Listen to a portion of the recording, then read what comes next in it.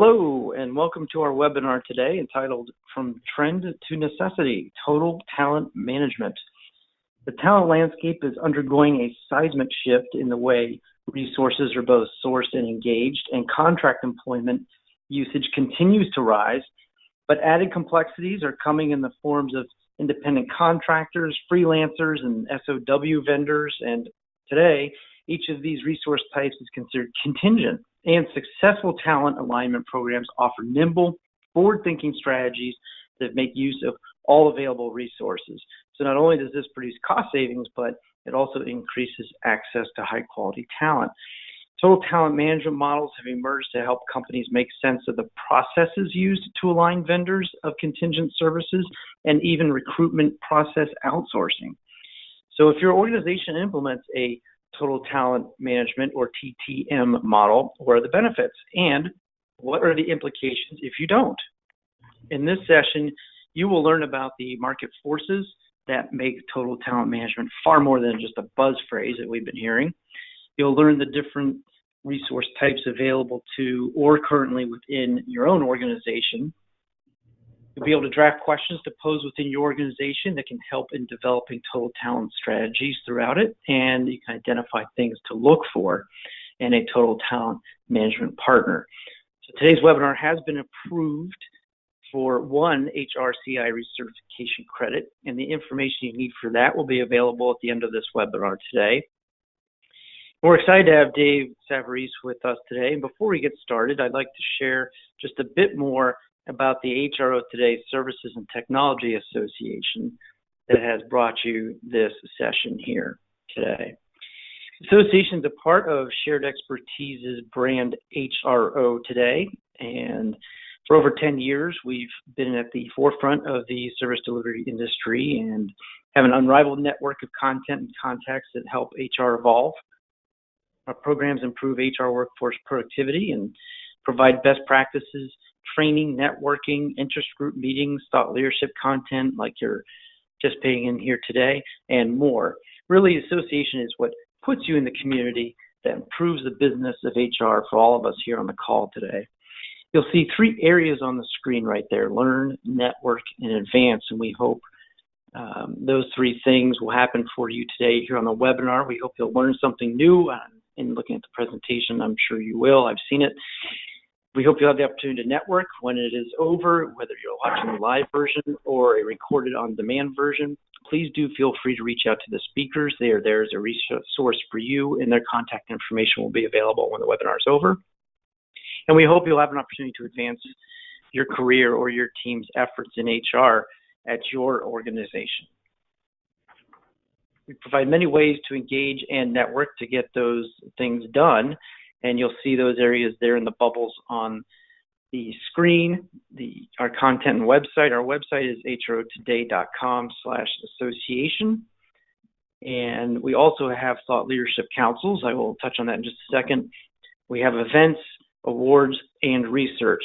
And these are all ways for you to get involved and to get best practices that help you in HR. I mentioned our TLCs. Those are our thought leadership councils. There are four areas for those right there: talent acquisition, talent management, employee relations and services, and outsourcing.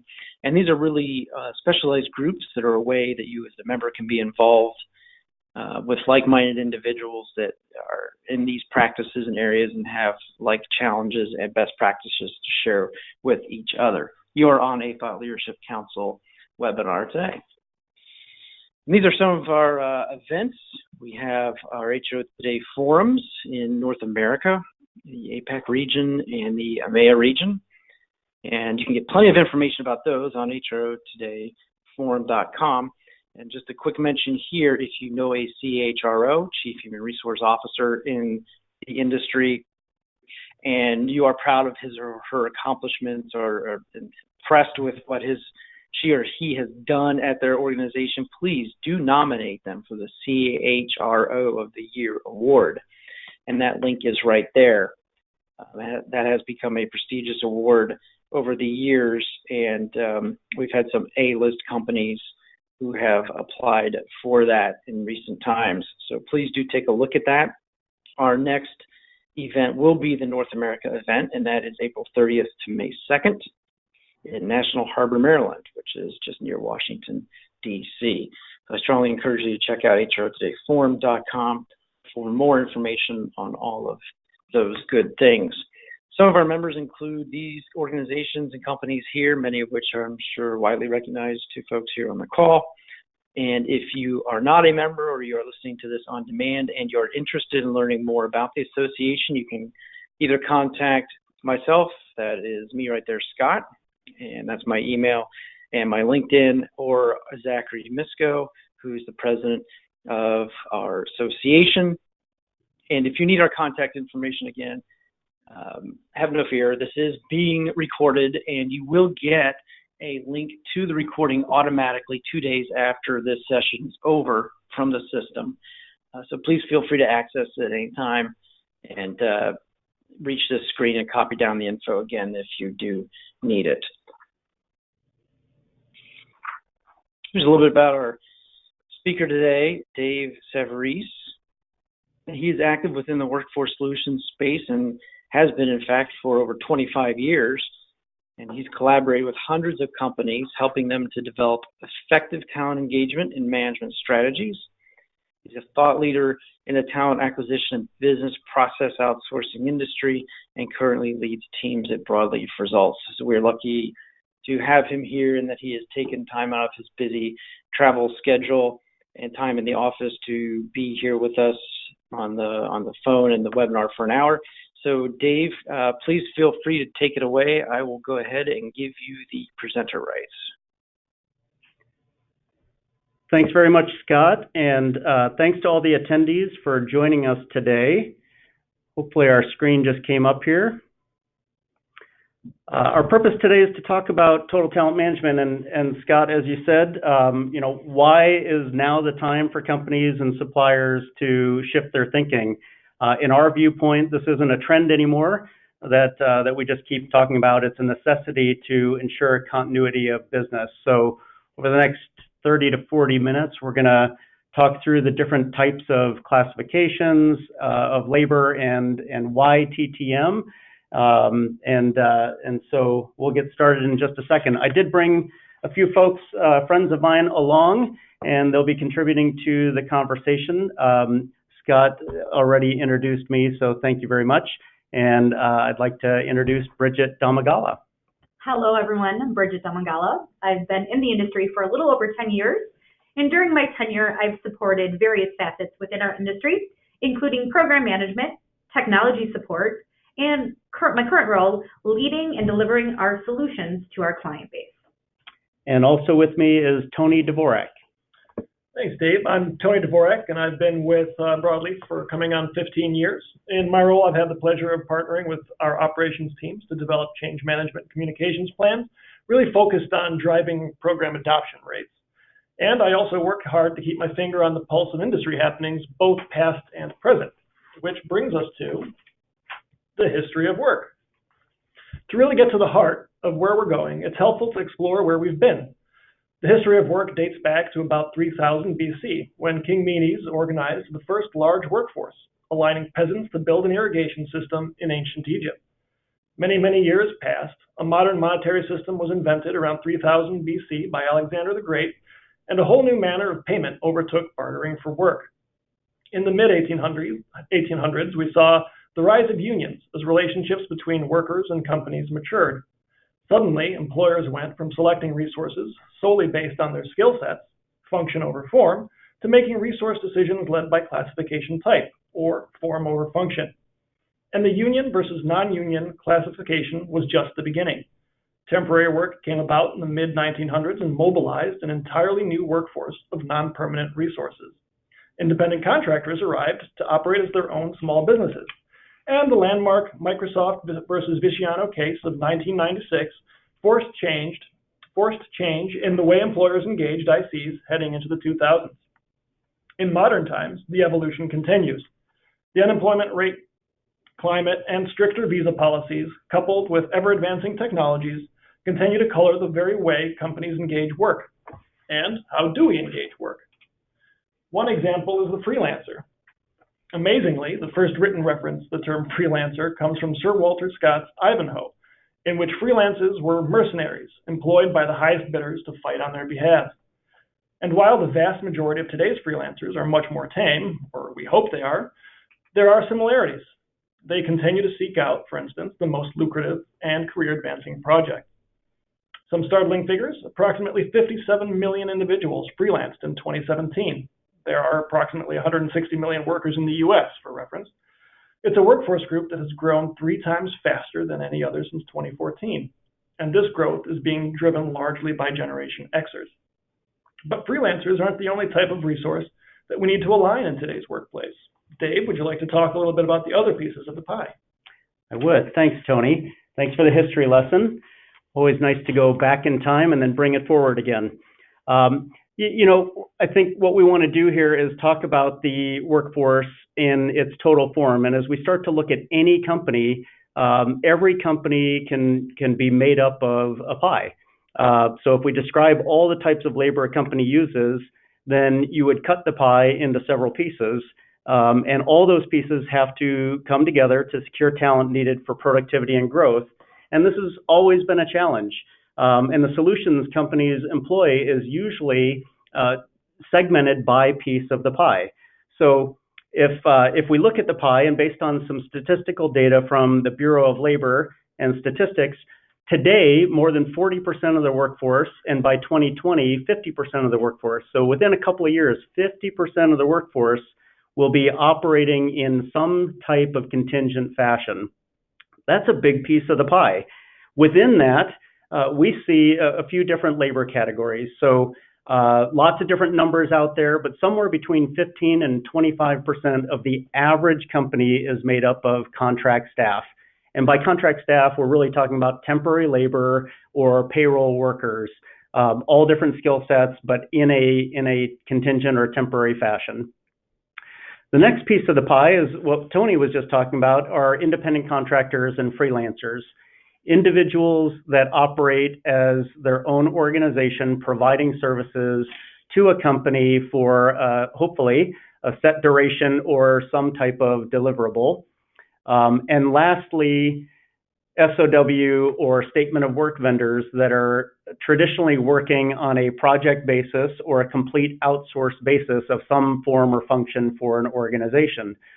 So those three make up the contingent population. Now, most companies don't even track the resource headcount associated with SOW vendors, but extrapolating the independents and the contractors, we know that roughly 15 to 25% of the makeup of the workforce composition for any company typically falls in that 15 to 25% range for statement of work.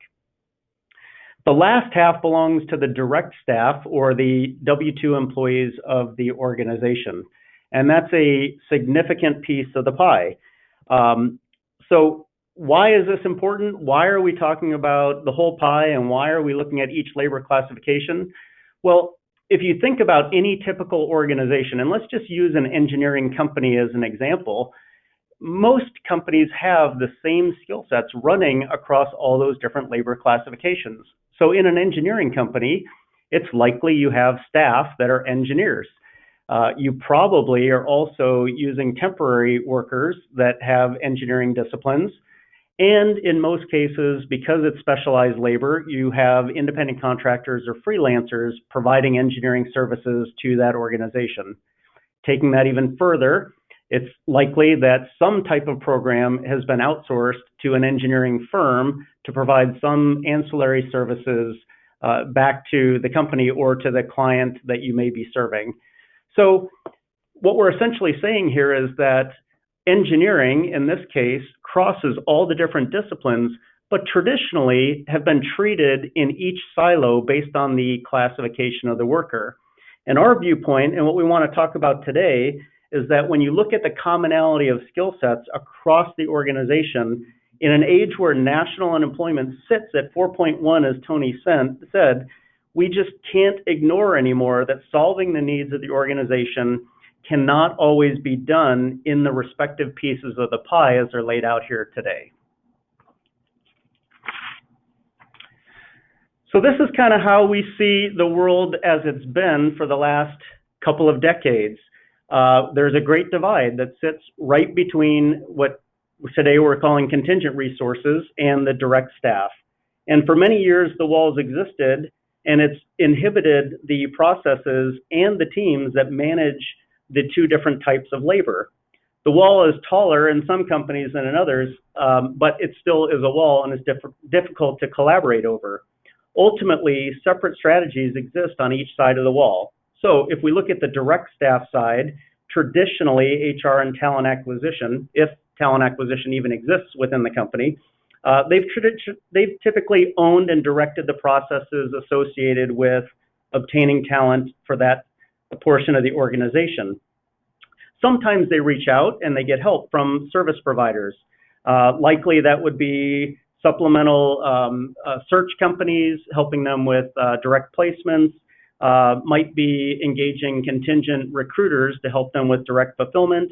And then some companies even going so far as to engage RPO providers to take portions of the talent acquisition function outside of the organization, or potentially just supplementing the efforts of the internal team.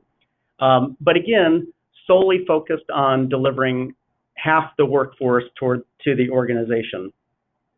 On the other side of the wall, we have the contingent resources, and traditionally this has been left up to procurement to negotiate the supplier contracts, providing people on a temporary or a contingent basis.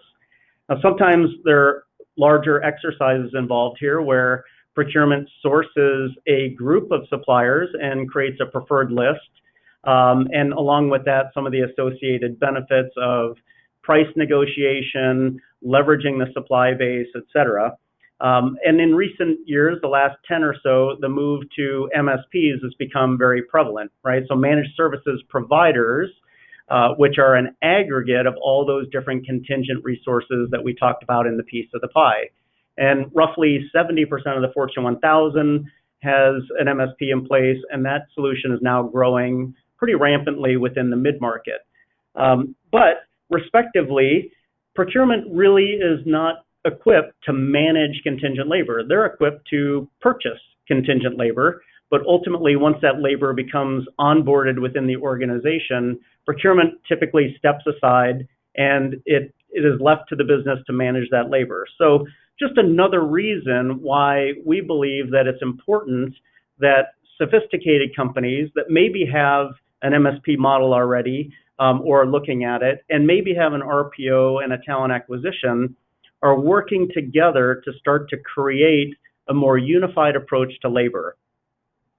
If you look at some of the other categories, some of them go completely unmanaged. ICs, for example, don't really fall under either side of the house, right? Contingent resources, they are a procurement initiative, but every time procurement tries to get their arms around them, the business pushes back from the HR side in terms of what the person is delivering. So getting compliance is very difficult when you can't cross that great divide. On the SOW side, it's been managed from a procurement standpoint, but ultimately has no connectivity from the resource standpoint to how those resources are serving the business. So why do you care? Why are we talking about this? And why is it important? Well, for a long time, the wall felt like it was impenetrable. And it probably was. And in very few cases did we see companies that didn't have some type of wall, as we just discussed. But today, we're starting to talk to companies differently. You're hearing total talent management. The phrase has been around for a while, but is really starting to gain traction. And if you think back to that whole pie, we're focusing on the need of the business by skill, project, and overall fit, and pushing classification aside, maybe just temporarily, to open up opportunities to access more talent. So we're starting to see cracks in the wall. And the cracks mean that we're starting to drive partnership and collaboration between HR, talent acquisition, procurement, and the other functions or outsourced providers that are bringing solutions together to get the job done. As that crack starts to open up even further and we can actually see daylight, what we're predicting here is that ultimately the wall comes down completely, or at least enough that the two sides can work together for a true collaboration. In an ideal setting, we would love to see managers in the business not even know or see a wall. What we want them to experience is a single talent source engaged to give them a seamless experience to the business, regardless of the type of labor that's requested. We're starting to see this in some of our clients, co-branding talent acquisition with their providers, for example, an MSP being branded as talent acquisition and requisitions coming through a centralized function. Statistically, we're seeing more and more programs. I think I saw a stat the other day that incumbent providers of MSP at a client, the rate of growth in adding additional solutions is in the double digits. So companies that have had traditionally an MSP or traditionally had an RPO went from single digits to somewhere around 15 or 18% of those companies are now working collaboratively to bring those solutions together. So that's rapid growth, and that's evidence that the total talent management dialogue is starting to break through the wall, and companies are starting to understand that the need for talent outweighs the need for control and disparity between the two individual labor types. So let's go back to the pie. And if we think about the pie, and now we think about a world where the wall doesn't exist, and talent acquisition, HR, procurement, and your service providers are all collaborating to bring you the entire pie. By creating a unified or singular approach, more channels of opportunity present themselves. Combining direct and contingent labor searches, qualification, and tracking allows us to add solutions. So let's now look at the composition in a new world with those walls broken down. We still have the direct staff, and that's typically delivered from an internal talent acquisition or through RPO, retained search, et cetera. But maybe that portion becomes slightly smaller. We have contract staff, which are the temporary providers, staffing providers, master vendors, MSPs. Those are in place today and nothing new. We have the independent contractors and freelancers, and as Tony spoke to earlier in the presentation, the rapid growth in this sector is what we really are keeping our eye on, because that ultimately could become a much larger piece of the pie. And we have the SOW, which today is really managed administratively by most MSPs. And we'll probably have a future webinar to talk more about this, but we really see the life cycle of the SOWs being a strategic piece of where overall management of the resource pool goes. And we're talking about more procure-to-pay and source-to-pay solutions. But what we're really excited about when you break down the walls and you bring an integrated solution are the new opportunities to add a new piece of the pie that bring additional resources back to the organization. So one, for example, being alumni. Workers that performed, maybe retired from the organization and want to come back on a contract basis. Workers that performed services for the organization in any capacity and potentially represent returning workers. So these are workers that are identified as contributing in a positive way, left on positive terms, and welcome back to provide work. If they're captured correctly, can be brought back in shorter life cycle time, lower cost, and quicker ramp up to productivity. And then lost in all the processes today are the silver medalists or the runner-ups. And it doesn't matter which piece of the pie you're looking at, they all have runner-ups. So on a direct staff side, what happens to those candidates that didn't get selected, but were equally qualified for a position? On a contingent side, the same thing occurs. And even on an SOW side, where multiple suppliers are bidding work and probably have the capabilities to deliver any of the other means to deliver labor. So what we're talking about here is looking at how do we spread the pie even further to provide more channels of labor back to the organization and ultimately to meet the demand of the business, which is bringing talent to the organization to meet the business needs. So this is our view. The talent landscape is changing. And as Tony described the change from function to form and form to function, we believe that we're back in an era of function again following form. And what this means is the tasks and priority of the resources, the job that needs to be done takes priority over the classification or the type of labor that you're engaging. It doesn't mean that the classification isn't important. It just means that the priority has shifted and that we need to be looking at labor in an aggregate as opposed to each of those slices of pie like we have for many years now. So here are some of the benefits that we see, and we've talked about some, but certainly if you look at aggregating labor, there's an amplified cost savings opportunity to the business. Looking at how providers can work across those classifications inherently, just like aggregating your spend, gives you more opportunity for cost savings. It also gives you higher access to quality. If we're putting function in place of form and we're looking at candidate skills and alignment to the business, inherently you're going to get quality and improvement in your candidate pool. But for the user, what we're focused on here is making the process easy, making it simple. Today, a manager often has to navigate 3, 4, maybe even 5 different systems to get labor based on all the different classifications. If you want to go outsource a project, you're probably going through your ERP system and out to a supply base. If you want a temporary worker, you might be engaging a vendor management system to requisition. If you want a full-time worker, you may be going through an applicant tracking system to create a requisition, and so on. So all of these things become points of pain and experience for the manager that we can correct, that we can make better, and we want to make life simpler for them. Consolidating points of contact. So now on the operational side, not only is the experience for the manager unified, but we have the opportunity to consolidate the points of contact so that the manager doesn't have to navigate 3, 4, 5, or many more different paths of escalation, points of contact to get services met, et cetera. Through a total talent management solution, we're creating a singular point of contact to manage all of those different channels.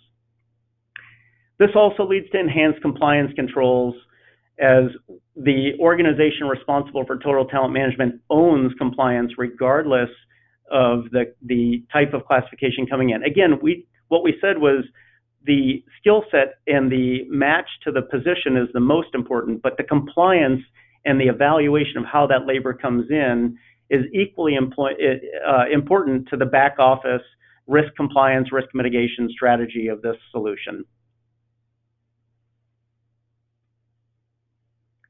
So why now? What's driving the change now?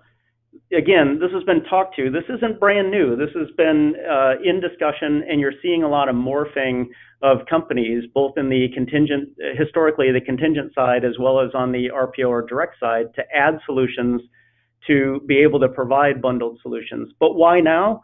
Well, there's a combination of factors. One, low unemployment rates that have been for several years now driving more of an employee market than an employer market. Secondly, talent shortages. There's measurable statistics that tell us that fewer graduates are coming out of colleges ready to work in disciplines, especially in the math and sciences, as well as skilled trades. So there's more jobs than there are candidates, and that is not forecasted to change in the next decade. Combine that with various government regulations around the visa processes, how many workers can be imported, and the demand globally for talent, and that leads to a global shortage of talent that's going to continue to challenge businesses for years to come. But now we have a shift in thought and attitude in the workplace as well. Probably starting in the early 90s when IBM and some of the other large global companies started to eliminate pension plans for new workers coming in, the signal to the worker was, we no longer value having a worker for 20 plus years and retiring in the organization. And that may maybe not what they meant, but ultimately that's how it was translated to the worker. And so now you have Generation Y workers and and millennials that have a different attitude about the type of work that they're looking to engage in. Today, statistically, the average length of employment is under 3 years for those categories of workers. So in essence, aren't we really saying that nobody is a permanent or a full-time worker for long anymore? If your full-time employee is leaving every 3 years, in essence, that's a project. In most life cycles, that's about how long it takes to implement a significant enterprise-wide project. So the change in behavior, the change in environmental factors, and the overall just shortage of labor is why this is becoming real today.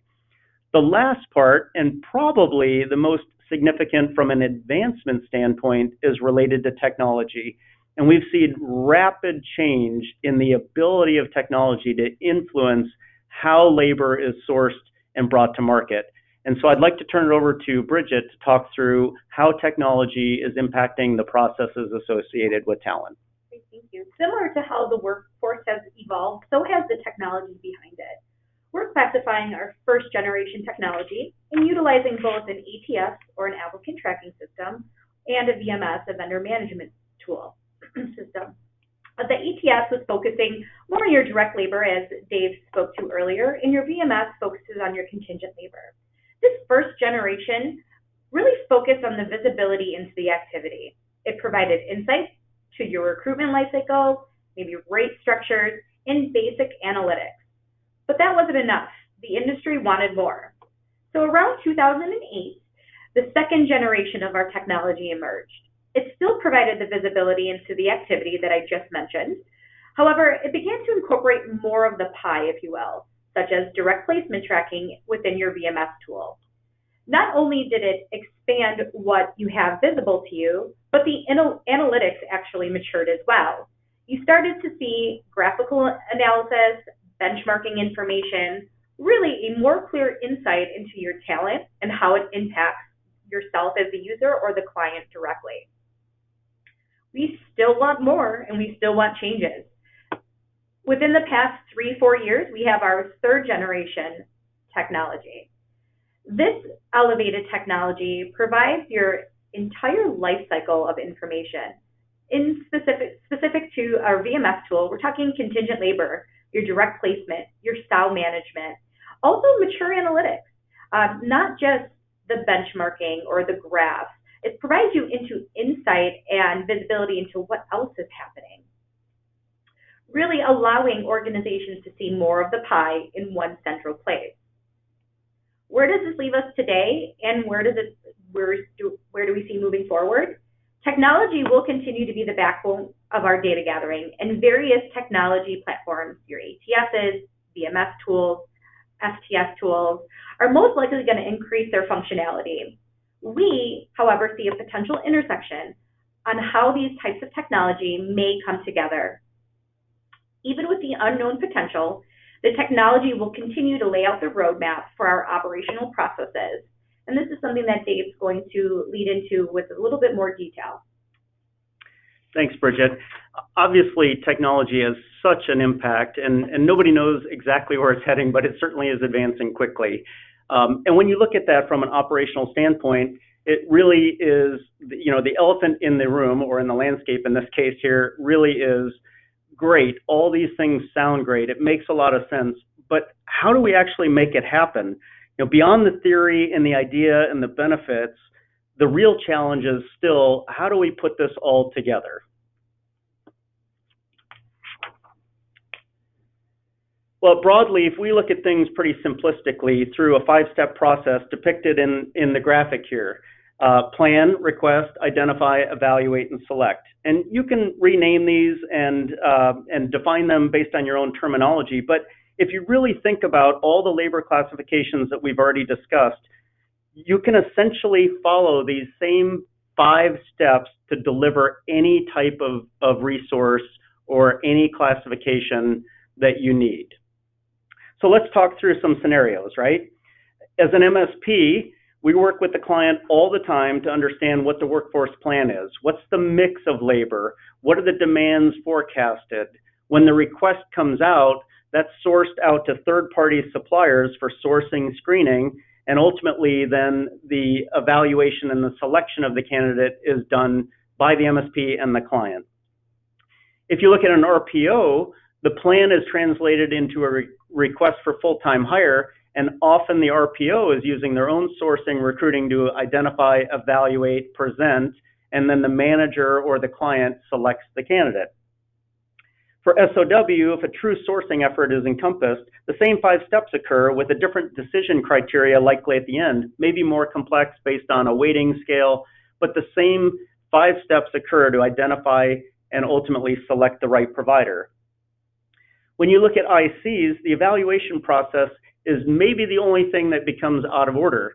Often in an IC, we go through the plan, the request, the identify, and the selection before we go through an evaluation, only because the complexity of the evaluation often lends itself well once the candidate is selected. But still, the same 5 steps occur. So if you think about all of these different processes, all of these different classifications following the same 5 steps, it isn't that difficult to imagine an operational model that brings both talent acquisition and MSP and RPO and ICs and SOW and any other labor classification that occurs in the future underneath a singular umbrella that provides the full service of resources to the business. So let's look a little bit deeper into this. Here we've essentially identified the 4 main streams we've talked about: the SOW vendor, the independent contractor, freelancer, the contract employee, and the direct employee or RPO, and identified some of the more detailed processes. But really, it still follows the same 5 steps. And so while we're not going to focus on the details, each company is going to have their own specific dots along the timeline, but end to end, they're going to follow the same productivity channels.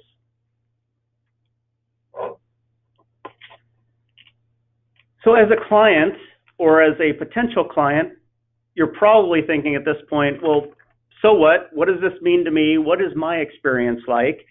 And if I create a unified delivery team and I eliminate the redundancy in the processes, and I strip down those 5 steps to elemental tasks that need to be performed and the skill sets required to perform those services, it's our belief that you can create a core team of resources that can deliver all of those different streams of talent through a single team and a single experience.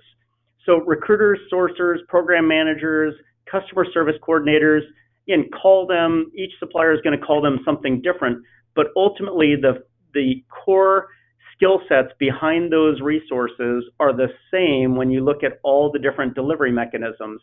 It's the resources surrounding those, the ancillary team that come in and out of the processes that really are transparent to the client, to the hiring manager, that touch the processes to make sure that things occur.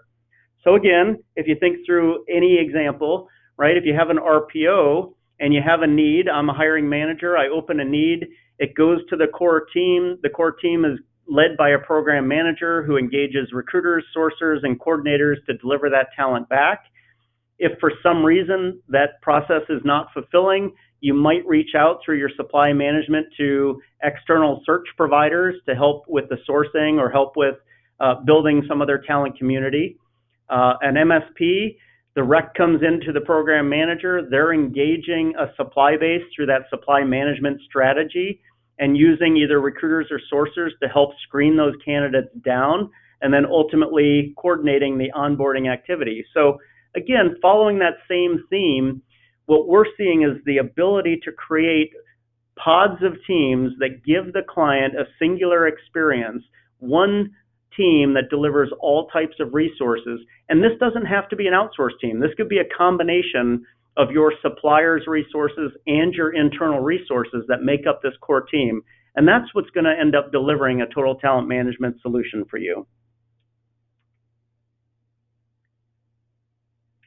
And just another way to look at it, here are the same work streams, and as they get aggregated through a single delivery team, and you might call that an MSP, because I think that's where the industry is going, is that a managed services provider will encompass all labor streams wrapped together, regardless of how many providers it takes to deliver that, providing reliable, sustainable results back to the business.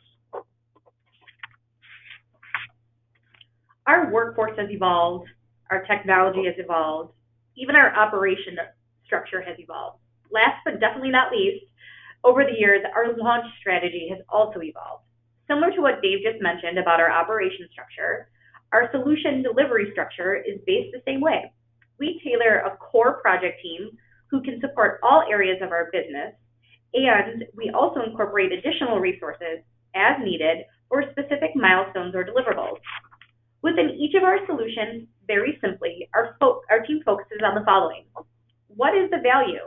What's the immediate value? What is the potential value?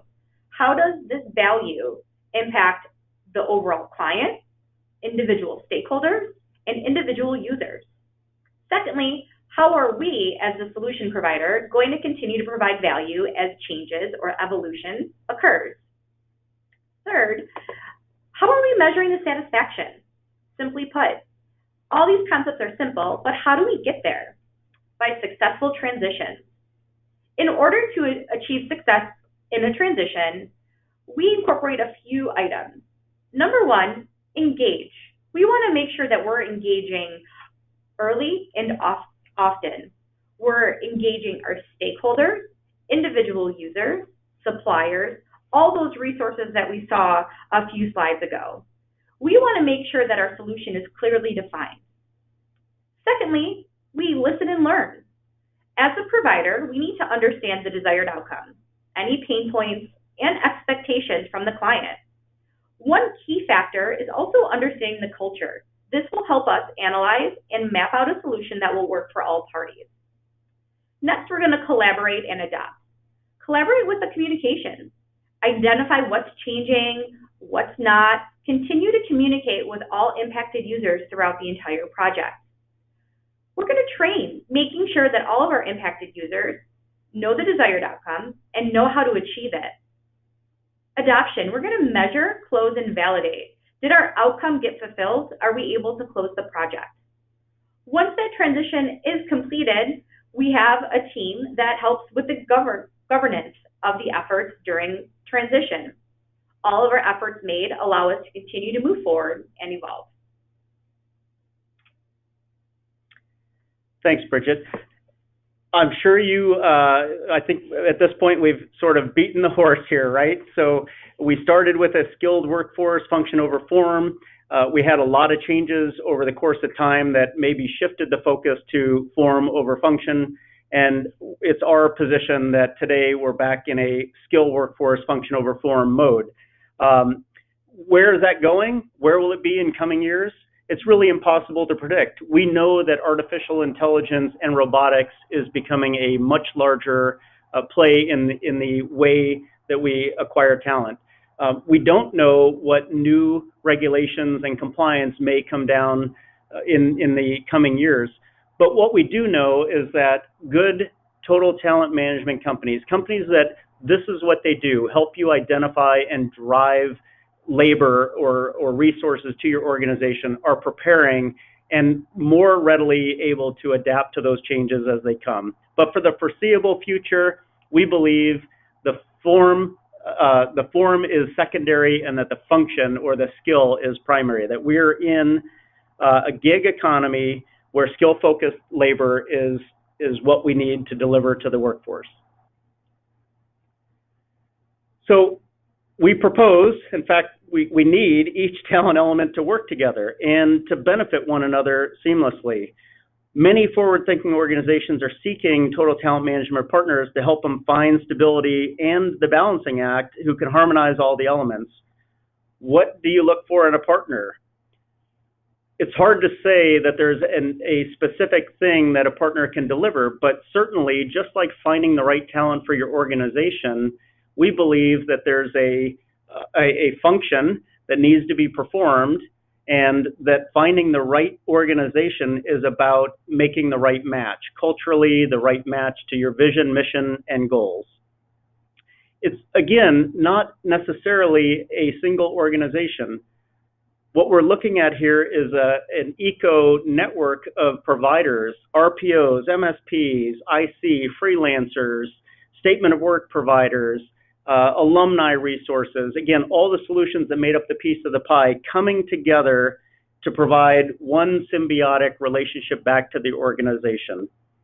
we're encouraging you, if you haven't had the discussion today, if you haven't already started having conversation between procurement, HR, talent acquisition, and your service providers to open up the channels and to explore how you get an increase in your talent population, now is the time.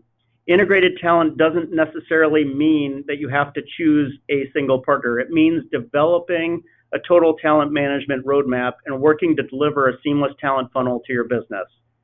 We're here to help. We encourage the dialogue, and we look forward to further dialogue with you. So we'd like to note as we wrap up and get prepared for questions that if you are needing HRCI credit, the ID number that you want to note here is 337253. And as Scott mentioned, this presentation will be available to you so you can capture this number at any time. And with that, I'd like to thank everybody for their time. If you're not familiar with Broadleaf, we are a workforce solutions provider. We provide all of the solutions listed here and any others. My preference is that we eliminate the labels and we talk to you about your talent needs and how we deliver a solution for you. I'd like to open it up for questions at this time. Great, Dave.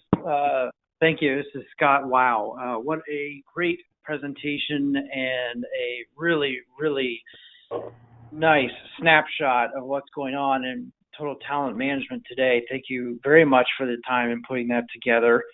And it looks like we might have time for a question or two. If you do have questions, please put them in the question window or the chat pane, whichever one that you see on your system. And Dave, this one looks like it might go back to maybe the symbiosis idea a little bit. What, maybe it's around procurement here. What suggestions might you have to bring HR and procurement into better alignment? How could I start a conversation? Yeah, that's a great question and probably a difficult one for most companies, given that they've historically been so segmented and focused on different things. But I do think that today procurement organizations are starting to engage HR as a much more strategic partner in their buying decisions. So I feel like the cracks are already there to help bring those conversations together. I would point back to a lot of the material that we presented in this deck. And I think the starting conversation that a company has to have and get their heads wrapped around is by choosing any specific classification of labor, you've essentially eliminated 50% of the other. And so if you're looking for a full-time resource and you're not considering contingent, you've eliminated 50% of the population of candidates and vice versa. So I think using empirical data and statistics to open the conversation is a good start. If you have a successful MSP or you have a successful RPO, then leverage the success of that to build on, bring the success to a steering team committee and share those results and talk about the opportunities that you could gain by enhancing the program and adding solutions one at a time. It doesn't have to be a big bang, but I think showing success always lends itself to added credibility to add new solutions. Okay, great. Thanks, David. And looks like we have time for one more here. What are 2 or 3 criteria I could use in applying to selecting a total talent management partner? I guess maybe the best place to start. Yeah, so I would follow the same approach that you do to selecting your talent, right? I think that a company has to define what their goals, what their mission, what they're trying to accomplish, and then talk to a couple of providers that are credible in the space. And as much as any company can say they deliver these things, I truly believe it comes down to the fit between the organizations. It really is, as long as you have a forward-looking company, if it's somebody that matches your culture, that aligns well with the vision for the program and understands the talent you're trying to bring in, that is probably a good fit for you. Okay, great. So that is the time we have for today. I want to thank all three presenters again for all the effort you put into this, and a reminder to everyone listening on the call here, this is being recorded. You will get a version of the recording automatically in your inbox from the system within 2 days. If you are listening to the recorded version currently and you would like to get more information, please feel free to reach out to me, Scott, and I will make sure you get connected up with anybody here who was on the call today. And thank you all again, and have a great rest of the day wherever you may be. Bye-bye.